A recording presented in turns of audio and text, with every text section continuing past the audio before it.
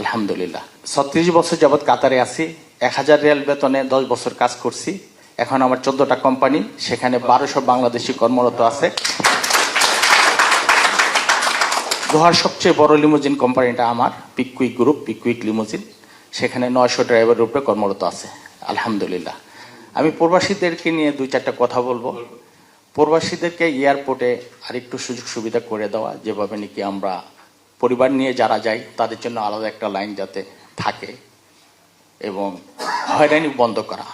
প্রায় আমরা খবরে দেখি ব্যাগগুলো কাটা হয় এবং প্রবাসীদের গায়ে হাত পর্যন্ত তোলা হয়। এই জিনিসগুলো থেকে যাতে স্যার আমাদের প্রবাসীরা আরেকটু রিল্যাক্স হতে পারে, মনের খুশিতে দেশে প্রবেশ করলেন, এই খুশিটা যেন অনুভব করতে পারেন। তো সেই জন্য আমরা বলছি যে তাদেরকে ভিআইপি গেস্ট হিসেবে তো ট্রিট করবা। এরা সবাই আমাদের ভিআইপি, তারা আসছেন, তাদের সমাদর করা, তাদের জায়গা দেওয়া, লাউঞ্জ